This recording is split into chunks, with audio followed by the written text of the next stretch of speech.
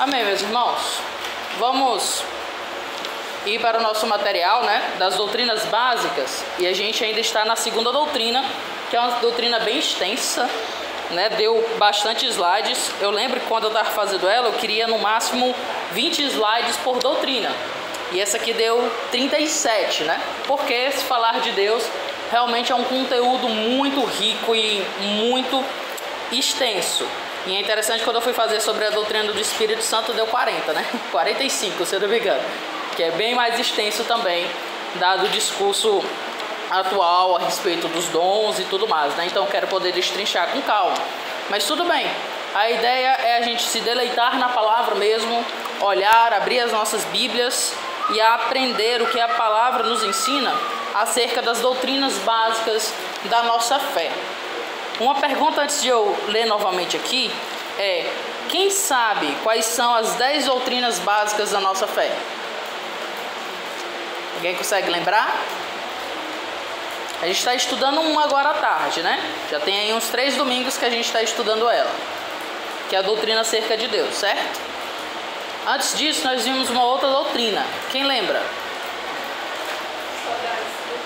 Sobre as Escrituras, né? A outra doutrina é a respeito do Espírito Santo, foi essa que eu estive preparando. Temos 3. Temos também a doutrina a respeito de Jesus Cristo, que vai ser a próxima doutrina que vamos ver.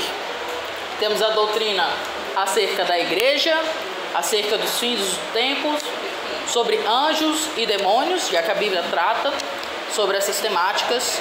Então aí você já tem uma média de 7. A doutrina do homem, isso, e outras 2 doutrinas bem importantes, sobre a salvação, e o contrário da salvação seria o quê? O pecado, né? A doutrina do pecado. Então a gente tem aí 10 doutrinas, e entendê-las é fundamental para a gente entender as grandes temáticas que aparecem na Bíblia, né?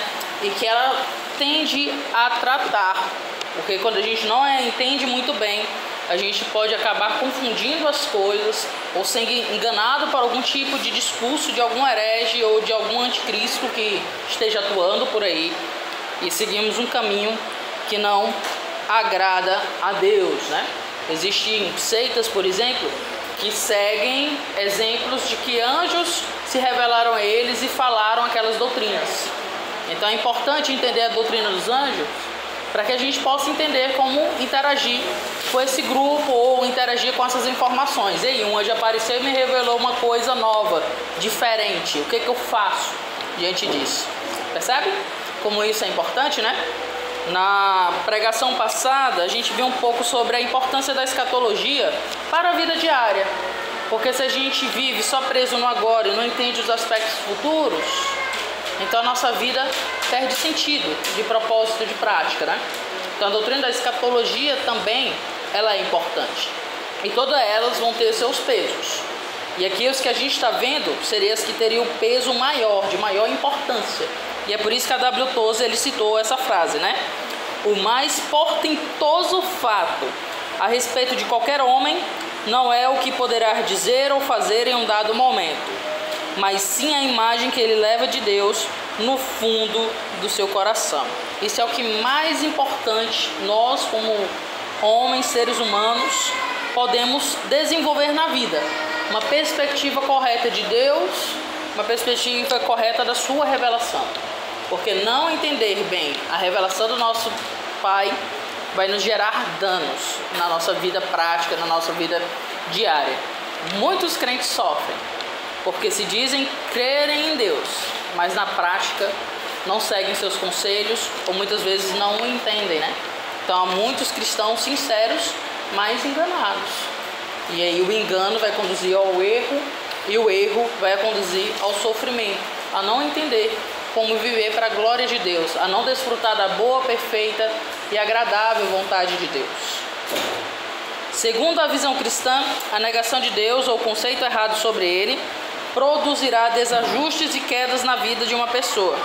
Já o conceito correto sobre Deus trará equilíbrio e sensatez, né? Então conhecer quem é o nosso Deus, pelo que a palavra lhe dá a conhecer, é fundamental. para que a gente possa ter um relacionamento equilibrado com Ele e encarar a nossa vida com as nossas lutas e dificuldades, cientes da presença de Deus e da sua atuação sobre nós, ok? E é por isso que nós estamos vendo cada um dos atributos de Deus e gastando, tempo em cima deles. Nós já vimos vários. Primeiro a gente viu que Deus é vida, Deus é um ser vivo. Nós também vimos que Deus é espírito, que Ele é pessoal, que Ele existe por si mesmo, não depende de algo para vir a existir. Por exemplo, nós dependemos dos nossos pais para ter vindo a existir, Nossos pais se reuniram e aí deu origem a nós. Deus não é assim. Ele é sem começo, Ele é eterno, Ele é autoexistente. E isso redunda no outro atributo, que é a eternidade. E além disso, Deus ele possui onisciência, conhece todas as coisas, onipotência, tem poder ilimitado, e onipresença, está presente em todos os lugares.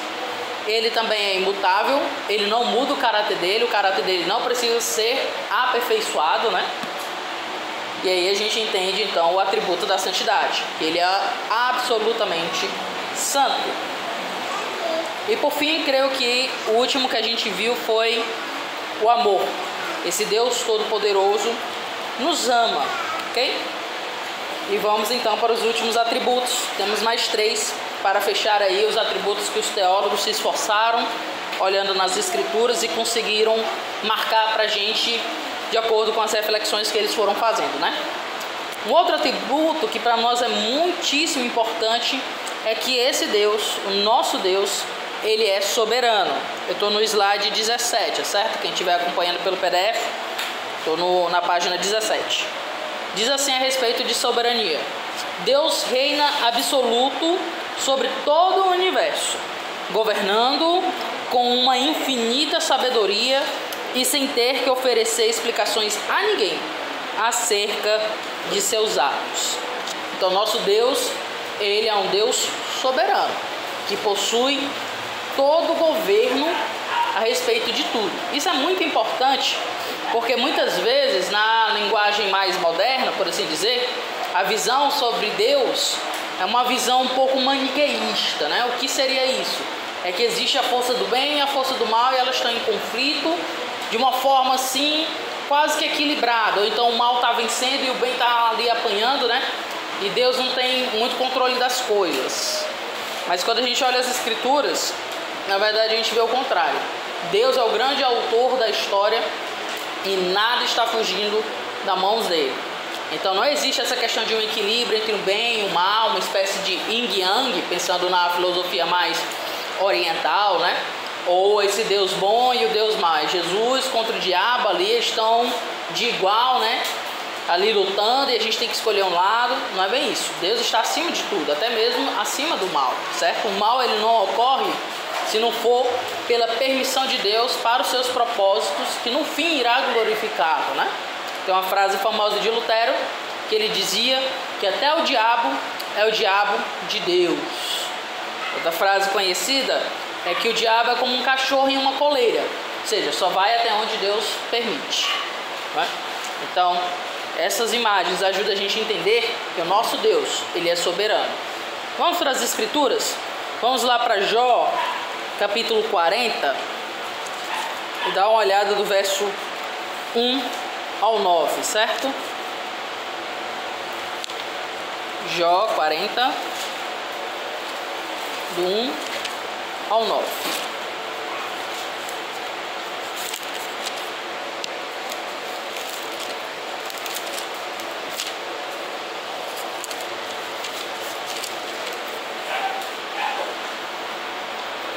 Diz assim a palavra do nosso amado Deus: Disse mais o Senhor a Jó: acaso quem usa de censuras contenderá com o Todo-Poderoso? Quem assim arguia a Deus que responda? Então Jó respondeu ao Senhor e disse: sou indigno, que te poderia eu? Põe a mão na minha boca. Uma vez falei e não replicarei, aliás 2 vezes, porém não prosseguirei. Então o Senhor, do meio de um redemoinho, respondeu a Jó: cinde agora os lombos como homem, eu te perguntarei, e tu me responderás: acaso anularás tu de fato o meu juízo? Ou me ordenarás para te justificares? Ou tens braço como Deus? Ou podes trovejar com a voz como Ele faz? Orna-te, pois, de excelência e grandeza, veste-se de majestade e de glória. Então a gente vê o encontro de Deus com Jó, né? Jó sofreu sofrimentos terríveis dentro da permissão de Deus, dentro da administração de Deus, em sua soberania. E os amigos ali de Jó, ou não tão amigos assim, né? O instigando a ficar ali naquele discurso contra Deus, ou tentando achar um motivo de pecado por trás para Jó estar sofrendo, e não era por motivo de pecado, era porque Deus tinha permitido para ver a fidelidade do coração de Jó. E no final o próprio Deus se mostra a ele: olha, este sou eu, que você pensa que é para me censurar, para dizer o que eu devo ou não fazer. E aí Jó cai em si e percebe: olha, Deus, Ele é o soberano, não cabe a mim arguir contra Ele, argumentar contra Ele por conta das coisas que me sobrevêm. Não é esse tipo de relacionamento comercial ou judicial que Deus veio realizar para comigo. Uma outra passagem que nos ajuda a perceber a soberania de Deus é Romanos 9, verso 20. Vamos lá. Pedir para a irmã Janaína, pode ler para a gente, irmã, por favor. Romanos 9, 20. Quem és tu, ó homem, para discutires com Deus? Porventura, pode o objeto perguntar quem o fez? Por que me fizestes assim? Veja só a metáfora que o apóstolo Paulo está usando aqui, né? Deus é como esse oleiro, né? Essa pessoa que produz objetos, e nós somos como esses vasos que somos construídos por Deus. E qual é a grande lição aqui? É que Deus está numa categoria diferente de nós. Nós não podemos pegar Deus e rebaixar e tratá-lo como se fosse qualquer um outro ser humano. Entende? Para argumentar: nossa, por que você está agindo dessa forma? O que você pensa que é para fazer isso, né? Porque a grande resposta é o quê? Ele é Deus. Ele pode. Ele tem essa soberania, essa liberdade de agir no mundo conforme Ele bem entende. Na verdade, Ele é o padrão que define as coisas. Entende? Não é nós, não é a nossa preferência, não é a nossa liberdade, não é o nosso coração, a nossa lógica, a nossa racionalidade. Não, Ele é o padrão. Ele é o Deus que define e estruturou a realidade. Por isso que o argumento dele com Jó vai ser justamente mostrando: veja o behemoth, né, o animal citado lá. Alguns até dizem que é um dinossauro, né, pelas descrições que eu fiz, o quão poderoso ele é, a sua extensão, a sua cauda como um cedro. Acaso você esteve comigo ali na criação do mundo, quando eu estava erguendo os montes? Ou seja, esse é o nosso Deus. É totalmente diferente de um ser humano. A gente não pode querer pegar Deus e colocar na mesma categoria do homem. Ele é soberano. Isso quer dizer que ele reina absoluto sobre o universo. Nada está escapando das mãos dele. Ele não é justo, ele é amoroso, como a gente viu, ele é santo. Mas isso não quer dizer que nós podemos tratar Deus como um mero igual. Não, ele é superior. Nós somos apenas imagem e semelhança dele.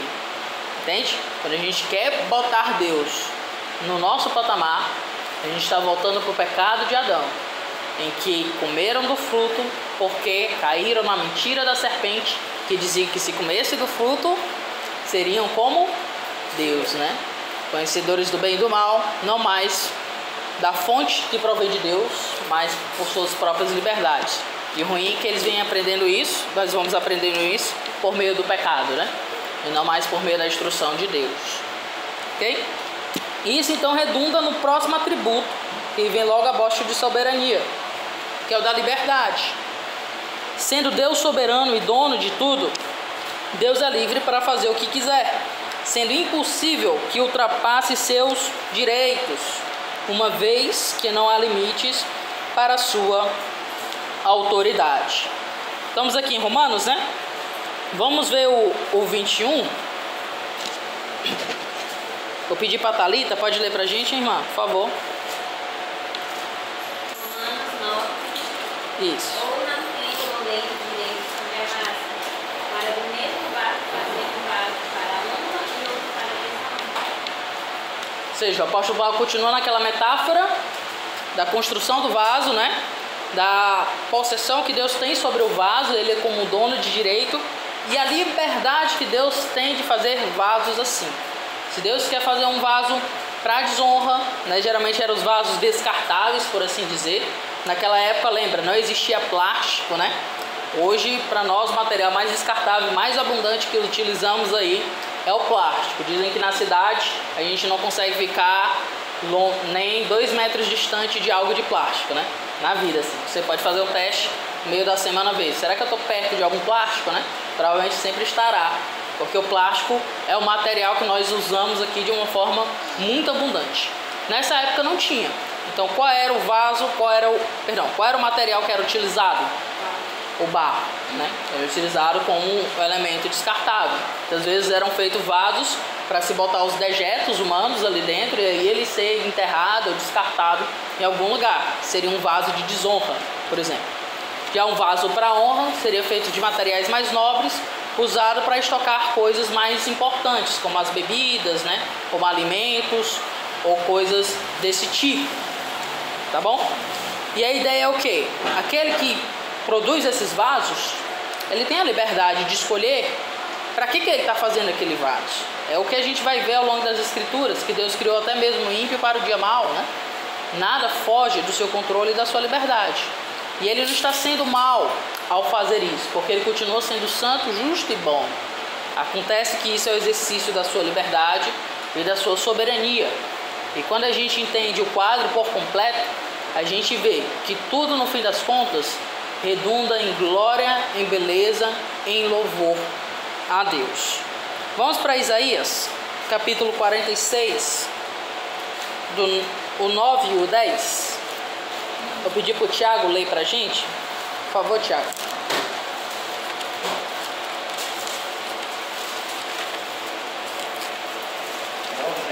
Isso, 9 e 10. Lembrai-vos das coisas passadas desde a antiguidade. E eu sou Deus e não há outro Deus. Não há outro semelhante a mim. E anuncio o fim desde o princípio.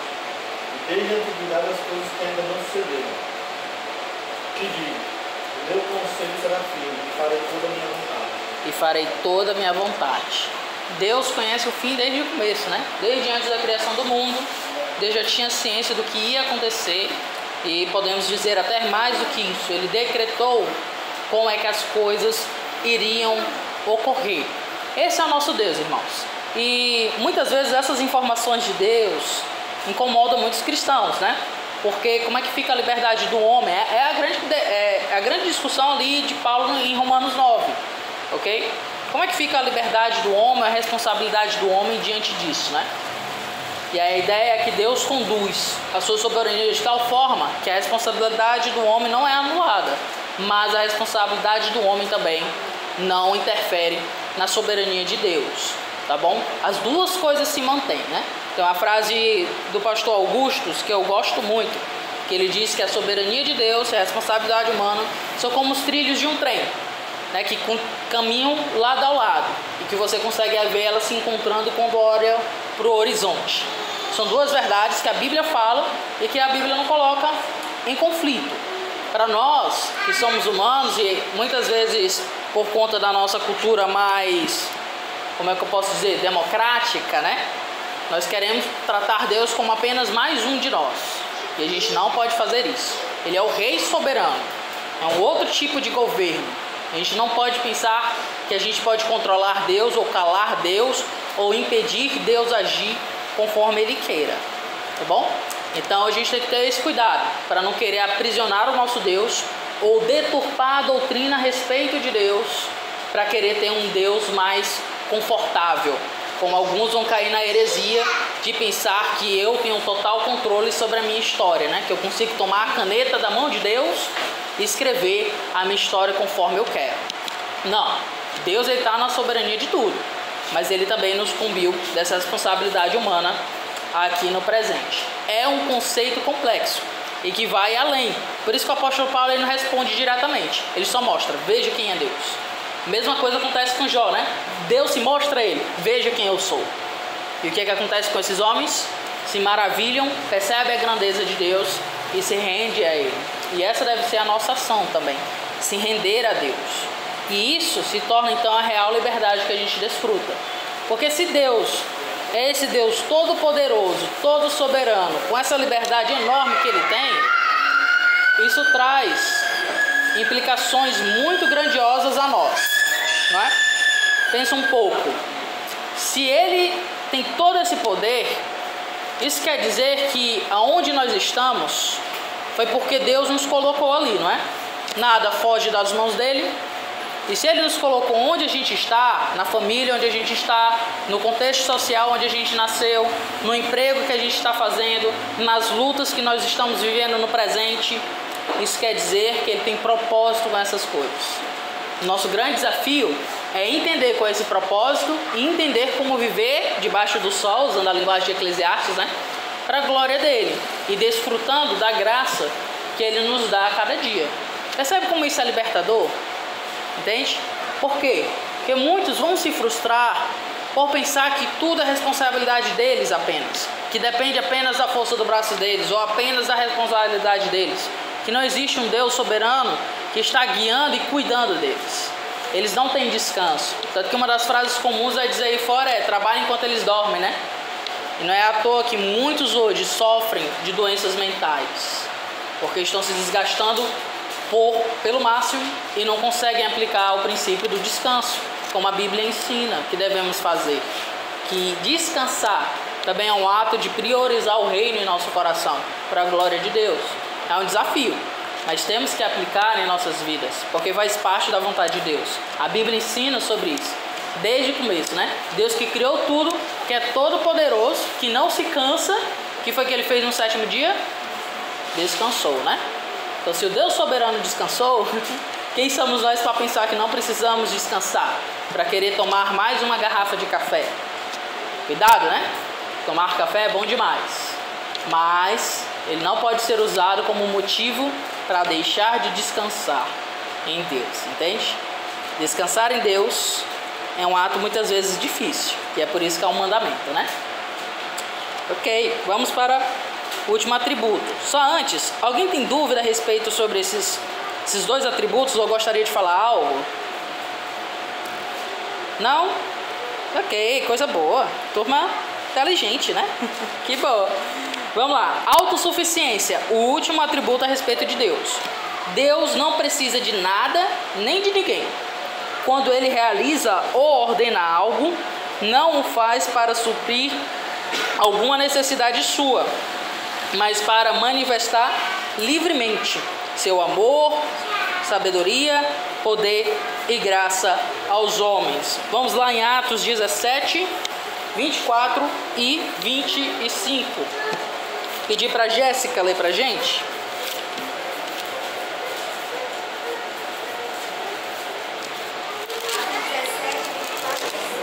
Isso.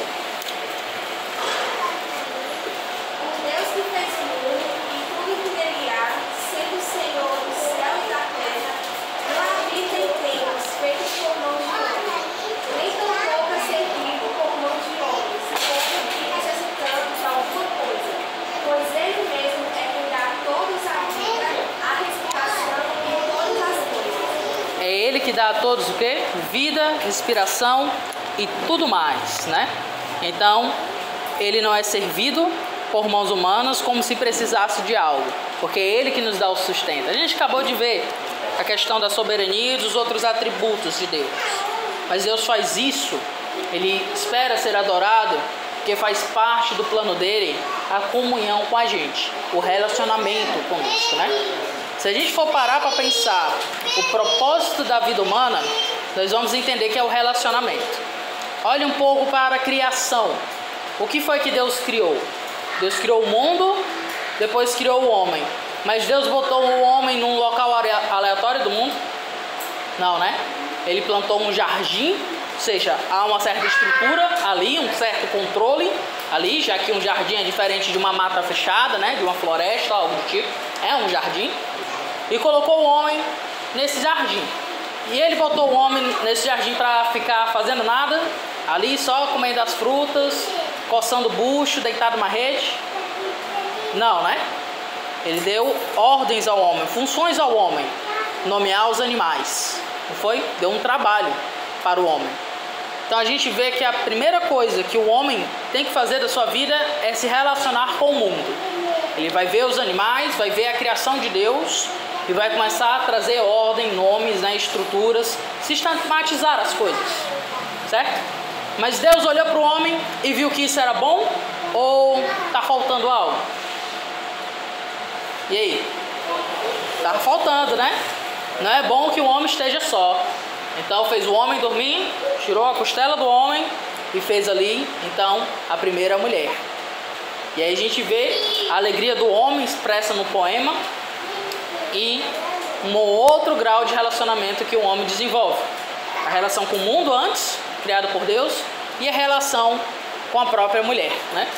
E antes dessa relação, e como diz o relato, na virada do dia, os próprios Deus vinha se encontrar com eles, a relação de Deus para com Deus. A relação de Deus para com o homem, e do homem para com Deus. Então, nosso propósito de existência é a relação, para a glória de Deus. A relação com o nosso Deus, a relação com o mundo que Ele criou, a relação com o próximo que Ele nos concedeu, né? E nos deu até a ordem de multiplicarmos e dominarmos a terra. Entende? Então o homem, ele é a semelhança de Deus nisso, porque ele domina a terra, porque ele preenche essa terra, porque ele expande esse jardim. Mas o pecado, ele deturpou tudo isso, né? O relacionamento com o homem morreu, o relacionamento com o próximo se tornou pecaminoso. É só ver o que vai acontecer com os filhos de Adão.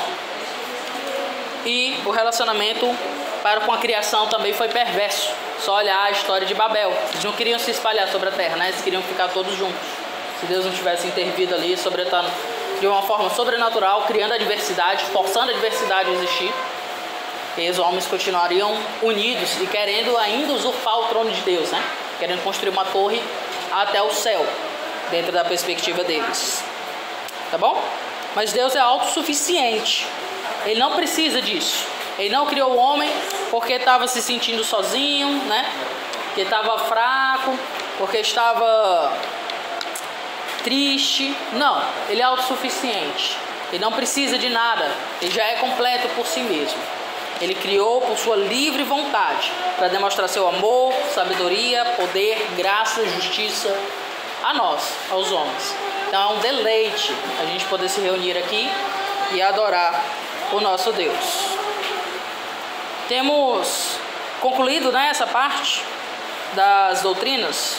Nós ainda temos vários aspectos para ver sobre o nosso Deus. Um deles é a doutrina da Trindade, que talvez seja o aspecto mais complicado a respeito de Deus, né? Do lado aí tem um quadro que simboliza qual seria o nosso entendimento da Trindade, que o Deus é um ser trino. Deus é um ser em 3 pessoas. Pai, Filho e Espírito Santo são pessoas distintas, que se interrelacionam numa única essência. Essa doutrina não pode ser entendida pela lógica humana, mas é claramente ensinada na Escritura, que afirma a divindade do Pai, do Filho e do Espírito Santo. Então perceba que há um linguajar aqui bem difícil, né, para entender a Trindade. Deus é um ser em 3 pessoas, então ele é um, mas 3 pessoas, é como mostra o gráfico aí ao lado. Existe o Pai, o Filho, o Espírito Santo. O Pai não é o Filho, não é o Espírito Santo. O Espírito Santo não é o Pai e nem é o Filho. O Filho não é o Espírito Santo e nem é o Pai. Mas todos eles é Deus, né? Esse é o gráfico mais perto que nós já conseguimos conceber a respeito da doutrina da Trindade, porque ela é algo que transcende a nossa lógica, certo? Eu gosto de usar a imagem da beleza, né? Nós somos impactados pela beleza de uma forma que muitas vezes a gente não consegue decodificar. Algumas coisas a gente consegue dizer, certo? Combinação de cores, a gente diz, quando eu pego essa cor e combino com essa cor, fica algo harmônico, etc, né? Então tem esse senso de proporção, tem a fórmula lá de ouro, e tudo isso traz uma certa beleza. Mas a gente não entende por que a fórmula gera beleza e nem por que eu pegar, por exemplo, o azul e o laranja e botar junto fica uma cor legal. Não consigo dizer por que harmoniza. A gente só acha belo, né? Então é algo que a gente entende em parte, mas depois transcende. Como olhar um belo pôr do sol numa praia ou em cima de algum lugar alto, né? Vendo lá eles se pondo atrás dos montes. É algo extremamente belo e impactante. O céu da cozinha rosa, aquela cor maravilhosa, né? A gente fica impactado com aquilo. Mas a gente não consegue decodificar tudo. Por que aquilo é tão belo e por que a gente se sente tão bem olhando para aquilo. É a mesma questão da Trindade. Entendemos esse gráfico que eu acabei de lhes falar, mas se pedir para ir mais além disso, eu não vou conseguir explicar. Mas o fato é, a Bíblia afirma a divindade das três pessoas da Trindade. Vamos ver essas passagens. Vamos lá, Efésios 1:3.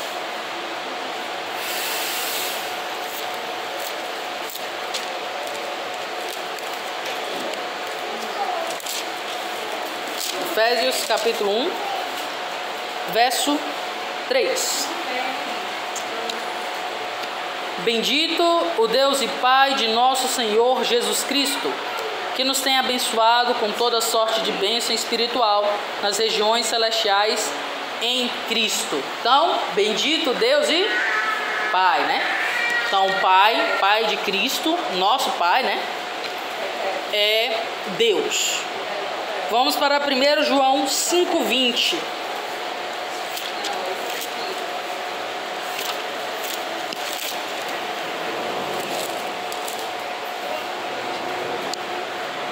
João 5, verso 20.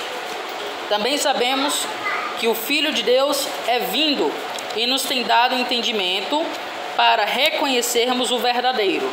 E estamos no verdadeiro, em seu Filho, Jesus Cristo. Este é o verdadeiro Deus e a vida eterna. Então o Filho também é Deus, né? E por fim, o Espírito Santo. Atos 5, 3 e 4.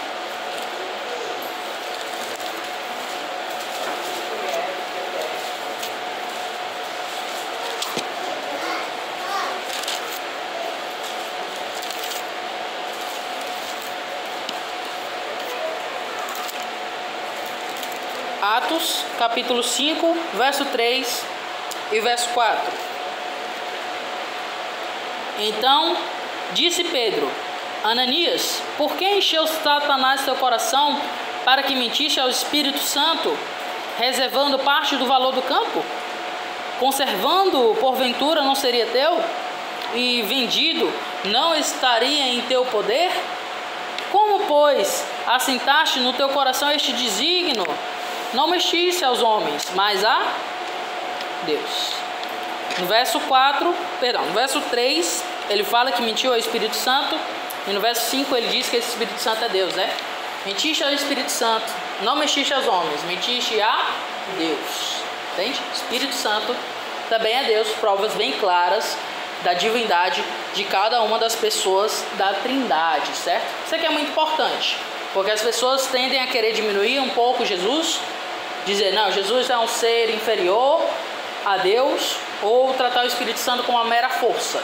E não é assim a linguagem da Bíblia. É bem claro nas Escrituras que todos eles são divinos, mas assim como é verdadeiro que o Senhor é único.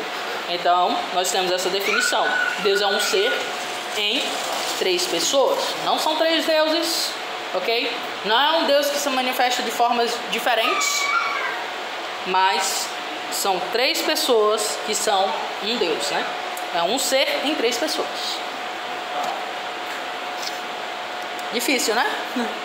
Mas este é o nosso Deus, ok? Algum comentário a respeito disso? Ou dúvida? Não? Todos tranquilos, né? Ok, vamos então até os decretos de Deus.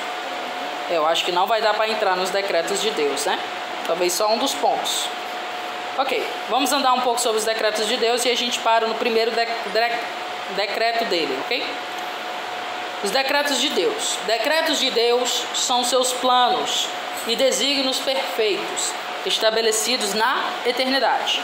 Por meio deles, o Senhor dirige soberanamente a história e realiza sua vontade em todo o universo, atingindo assim seus propósitos santos. Ou seja, desde a eternidade passada, antes da criação do mundo, a gente percebe que Deus decretou certas coisas. É o que Efésios 1, verso 11, vai nos falar. Vamos lá. Efésios, capítulo 1, versículo 11. Pedir para o irmão Genival ler para a gente. Por favor, irmão Genival.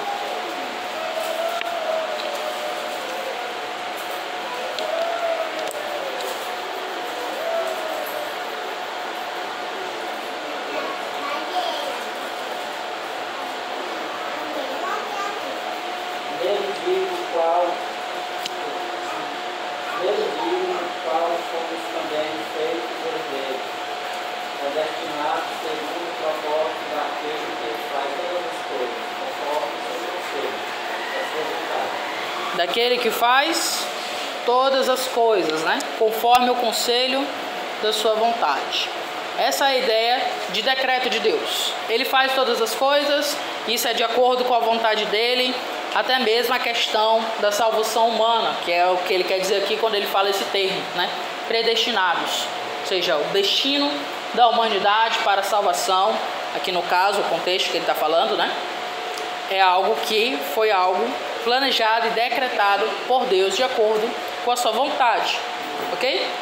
Os decretos de Deus são impossíveis de ser frustrados, sobrepõem-se aos propósitos humanos e, sendo perfeitos, não sofrem alterações, subsistindo para sempre.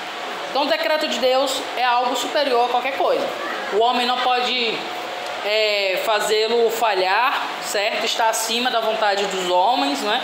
Vai se cumprir, sem sombra de dúvidas, porque é o próprio decreto de Deus, né? E a gente viu os atributos de Deus. E temos bastante passagens a respeito disso. Vamos ver algumas, né?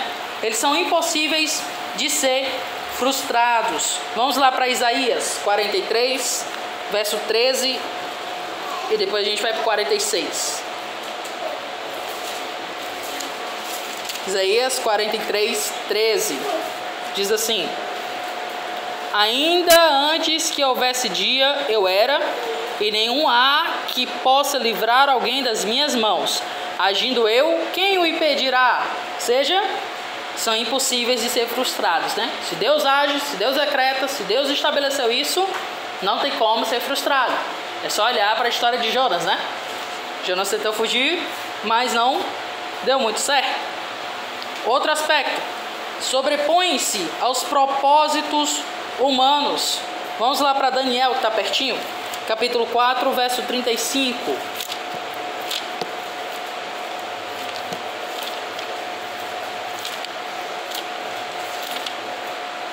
Daniel 4, 35.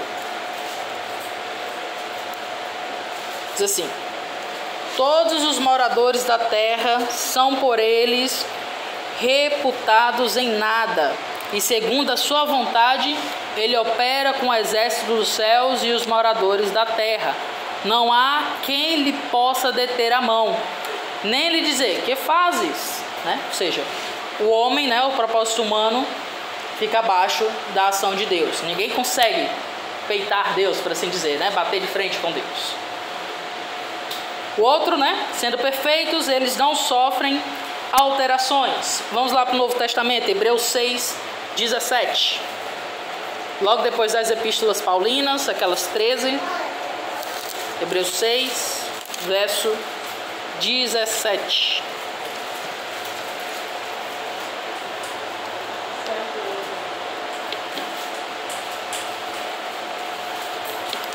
Por isso, Deus, quando quis mostrar mais firmemente aos herdeiros da promessa a imutabilidade do seu propósito, se interpôs com o juramento. Ou seja, o propósito dele não sofre alteração, né? A gente viu que Deus é imutável em seu caráter. E seus propósitos, obviamente, acompanham esse caráter. E, por fim, Salmo 33:11, os decretos de Deus subsistem para sempre.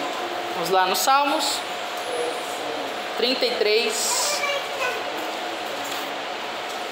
verso 11.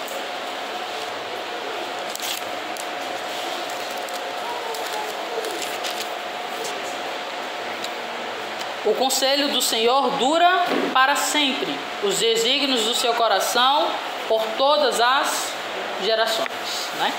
Amém. Esse é o nosso Deus, irmãos. E isso é maravilhoso, porque a gente pode confiar nele e seguir a palavra dele com fidelidade.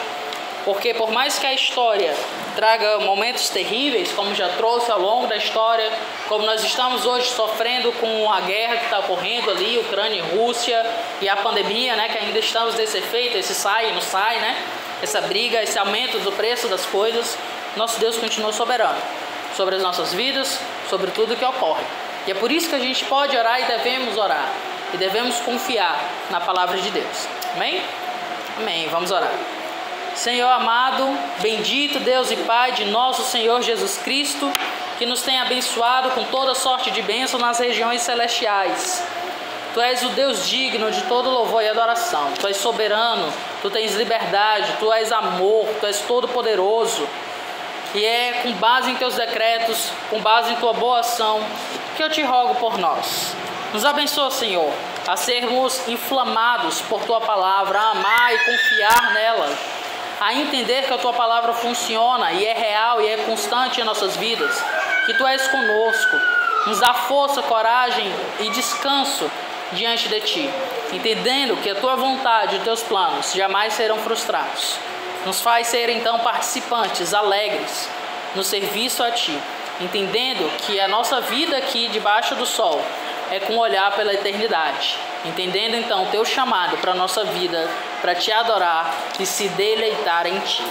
Te rogo pelo culto que nós vamos prestar daqui a pouco, te rogo por cada um dos irmãos aqui presentes, te rogo por aqueles que não puderam estar presentes, Senhor, por conta de suas lutas e dificuldades pessoais. Rogo pelo bem de Lázaro, de Vanessa e de Sofia, que estavam ali enfrentando a cirurgia. Graças a Deus, pelo que eu ouvi, as coisas estão caminhando bem. Mas ser com essa família tão querida por nós e com todos os outros irmãos também, que são queridos e amados por nós. Que o Senhor os visite, os conforte, os dê força, os vivifique e os traga para nós aqui, para a comunhão, para adorar o teu santo nome dentro do teu tempo.